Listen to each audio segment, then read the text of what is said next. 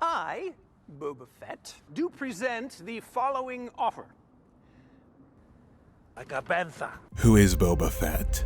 I am Boba Fett. Bounty hunter, Mandalorian, clone. All these things are who Boba Fett is, or rather what he's become, over the decades since his first introduction in the George Lucas Star Wars film, The Empire Strikes Back, and after years of books, comics, prequel stories, animated appearances. A highly special as considered a war crime by the United Nations and George Lucas himself. They go too far. I may have gone too far in a few places. Boba Fett was finally given his own spin-off story in the Book of Boba Fett. A spin-off story showrunner and executive producer Robert Rodriguez described as a project so monumental that Robert said only the first 15 minutes of the first episode was able to be shown in the trailer. Liar! So, how was the show?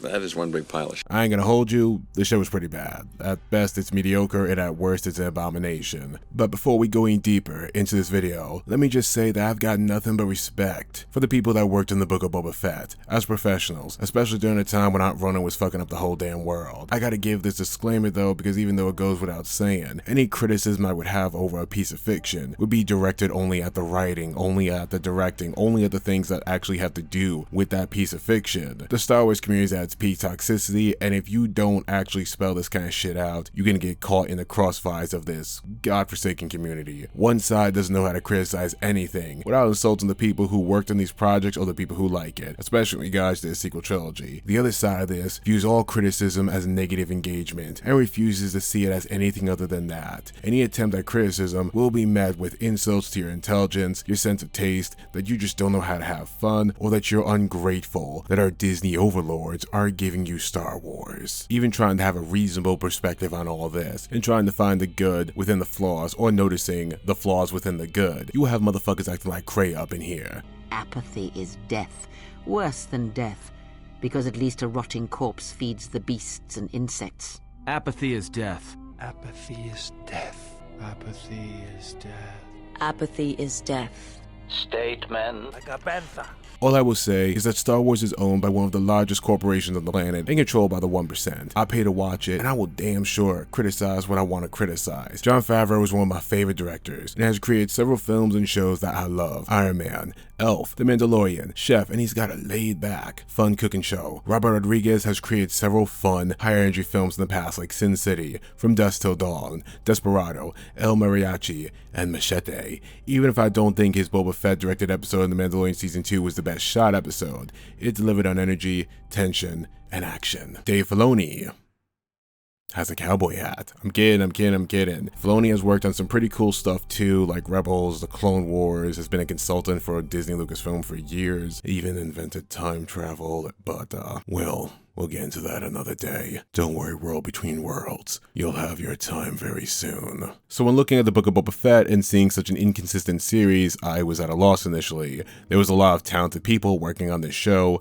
and I didn't expect much from it, but even I was disappointed. But it didn't take long to realize what was likely the problem. Jon Favreau was balancing his ever-growing duties at Lucasfilm, writing The Mandalorian Season 3, working on several film projects, consulting on several Lucasfilm projects, as well as dealing with Aunt Rona impacting the physical and mental health of the entire world. This likely had a strong impact on how he handled the writing of the Book of Boba Fett, a production by all accounts that happened way too soon in comparison to The Mandalorian Season 1 or 2. Robert Rodriguez is a director I'd compare to the likes of Quentin Tarantino in terms of being a unique filmmaker. He's someone with a very niche, recognizable style, and an accomplished filmmaker in his own right, but objectively, he's someone that I believe doesn't mesh well within the corporate, committee-driven, sanitized realms of Disney Star Wars. Dave Filoni has minimal live-action experience, and while I won't take away any of the hard work or accomplishments he's had with Star Wars over the years, I find Filoni to be the most frustrating among the creators here, but I'll get into that later. The problem with Boba Fett as a character is that he is essentially seen as 4 different people by the Star Wars community. We have the bounty hunter, the most mainstream version of the character, a calculating, dangerous man with a reputation to be ruthless and one of the few people in the galaxy to challenge anyone who dared to get in his way and live.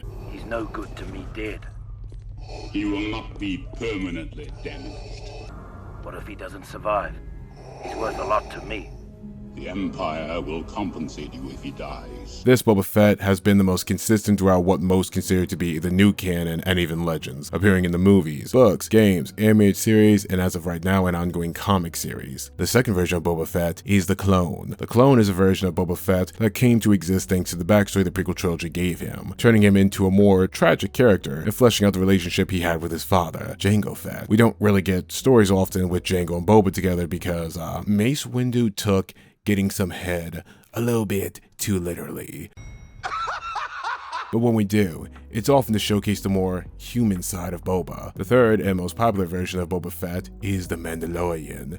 This version of the character was popularized by Karen Traviss. Karen Traviss, arguably, even though any argument would be laughable if you actually knew the things Karen Traviss wrote when it came to the Mandalorians and the clones, has done more for the culture of the Mandalorians and clone troopers than any other writer, including Filoni. Boba's Mandalorian culture was a large part of what would be his central characterization for him and Jango in the stories that were the old EU.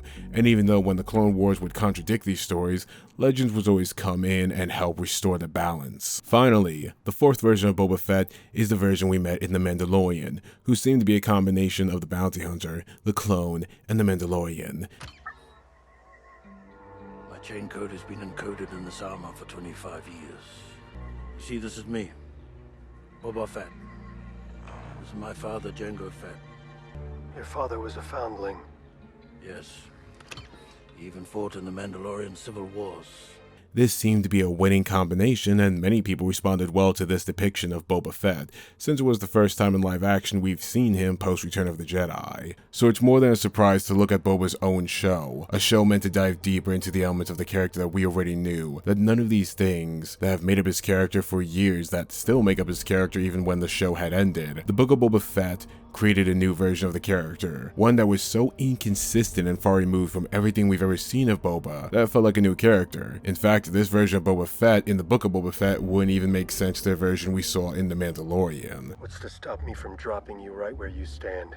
Because I have a sharpshooter up on that ridge. The lock scope that will unload by the time my body hits the ground. As soon as I see that muzzle flash, you're both dead. I didn't mean she was going to shoot you. My friends locked on to that little companion of yours up on the hinge. And if you remember, I don't miss. This is the core problem with the show itself. The character of Boba Fett does not make any sense at all in relation to his history throughout Star Wars, yet to understand the context of almost anything the show references, and trust me, it references a lot, you need prior knowledge of Star Wars, which at best creates a feeling of disappointment, and at worst a paradoxical observation that the show both needs you to do homework to understand it, yet the more homework you do, the less this makes sense. So the only question I have left to ask is, why? Why is it that of all the routes the series could have explored with Boba Fett, his clone past, his bounty hunting career, or his Mandalorian heritage, why did we focus on the random crime lord plot that the show seemingly declared at the end wasn't even fit for Boba Fett anyway? We are not suited for this. I'm tired, boss. The reason behind that is three very different reasons. The first is that I feel someone at Disney or Lucasfilm was worried that a ruthless, planet-hopping, morally gray bounty hunter would both sound too familiar to The Mandalorian, but also cost them more money than a series set mostly on Tatooine, a world that the volume technology already had rendered and wouldn't need as much variety as several other worlds in the wardrobe department or makeup department would cost if you were going to several other worlds. So bounty hunting is out of the question. That shit is expensive to make. Din is already an active bounty hunter, and if Lucasfilm feared that the Kenobi series would be too similar to The Mandalorian, I would assume they would definitely think a Boba Fett series would be very similar to The Mandalorian, especially since they both wear armor and they're both bounty hunters, so you know. The second reason is that Boba Fett's history as a clone is rather messy right now, due to the animated show The Bad Batch giving him a sister and creating a plot point that he is the alpha to her omega. It's unknown what role Boba Fett will serve in The Bad Batch, if anything at all, but modern Lucasfilm is all about keeping stories open, so they'll be vague about Boba's clone history if it means not cutting off any stories set between the Bad Batch and, well, this show. You also don't need to worry about who to cast as Boba and Jango in the Bad Batch like you would in live action, whether to de-age them, whether to deep fake them, or any of that shit, which avoids the nostalgia argument and parasocial relationship Star Wars fans have grown to the franchise. This also relates to characters like Cad Bane and Fennec Shand, who had integral roles in the Bad Batch to the point of both meeting Boba's clone sister, kidnapping her, and even fighting over her, yet Fennec and Cad don't act like they have any shared history with each other or Boba's sister at all. Cad Bane's history with Boba Fett is rather unknown due to most of their development being an arc from the Clone Wars that was never fully animated, so the history at best is rather dubious. It's literally a deleted scene where Boba kills Cad Bane until he's resurrected for the Bad Batch. Most people will not even know who Cad Bane is unless they've seen the Clone Wars and the Bad Batch. Finally, that leads us to Boba Fett's history as a Mandalorian. The very topic of Boba Fett being a Mandalorian has always been a rather hot-button topic within the community. There's also the implication in The Mandalorian Season 2 that Jango Fett's family actually were Mandalorians, just from a different clan than Bo-Katan and Din Djarin, and Boba and Jango both carried themselves very differently than other Mandalorians. The only issue here in the new canon is that Din and the show The Mandalorian are exploring Mandalorian culture. Bo-Katan is exploring that culture. Sabine Wren in the upcoming Ahsoka series, and the Rebels sequel series, if that ever will come or even exist, will touch on Mandalorian culture. All of this, on top of the fact that now that in the new canon, many elements of Boba's story from Legends that you could possibly do in the new canon was given to Sabine, Bo-Katan, and Din have ultimately taken over the Mandalorian storyline as of now, all of whom are also played by younger actors who Lucasfilm will likely milk dry for a few more years. This brings us to a topic I'm not really excited to talk about due to people likely going to twist my words into something else, but I'll try. Tamara Morrison, I feel, was the wrong choice to bring in as returning Boba Fett. Now, calm down. Let me explain. Not because I think Tamara Morrison is a bad actor. No, I think he's a great actor, and I loved him as Jango Fett. Yes, I do know that he provided voice work for Boba Fett over the years, and he was put into special editions of the original trilogy, but just like I'm not expecting to see James Earl Jones's face when Vader takes off his helmet, because you know, Luke is whiter than a sheet of paper, I don't think it should have been Tem's face under the helmet. But I think that for a good reason, not because I'm trying to age shame Tamara Morrison, because goddamn, the man is handsome as fuck. The prequels and the Clone Wars already established that the clones looked and had different faces as they aged. The fandom may only remember Morrison's, but Bodhi Taylor was the face of the younger clones, while Daniel Logan was the face of the child clones. And then there's Rebels who look like completely older clones. Boba Fett is only supposed to be 34 during the flashbacks of the show, and 41 in present day. Ironically, the perfect age for Daniel Logan, the actor who played the younger Boba Fett in the prequel trilogy, to play the character.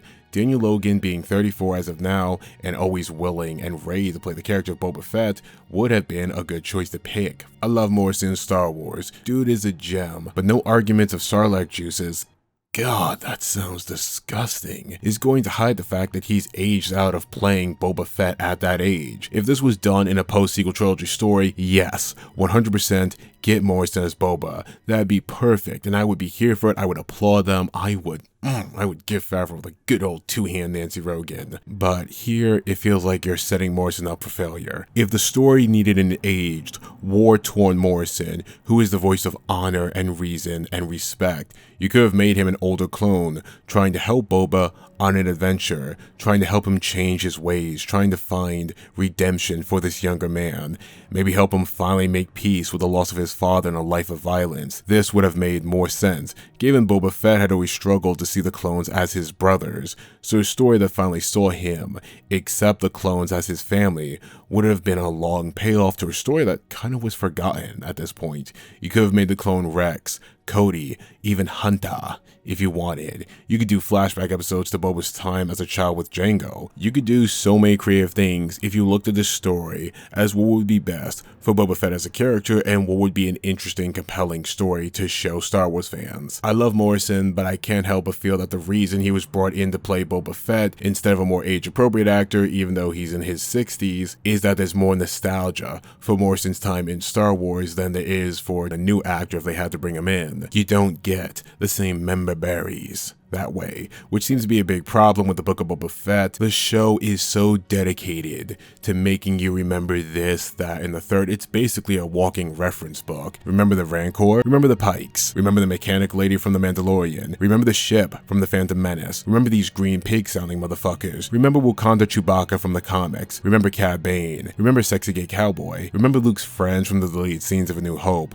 Remember when Ahsoka was a character and not the physical representation of Dave Filoni's obsession with not being able to enter her story, despite ruining her overall value with each empty cameo appearance? Pepperidge Farm remembers. Remember Yoda's lightsaber? Remember that Anakin is Luke's father? Do you remember Ahsoka hanging out with a Skywalker? Remember Tatooine? Remember Din Djarin? Remember Grogu? Remember the Tuskens? Remember the Bacta tank?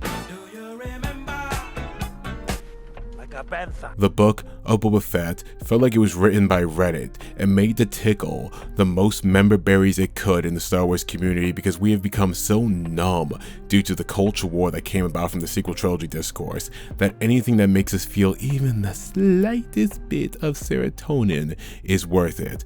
But it feels more like pandering, if I'm being honest. When you look right now where Boba Fett is as a character, there are multiple other characters who have taken parts of his story and now have them as their own.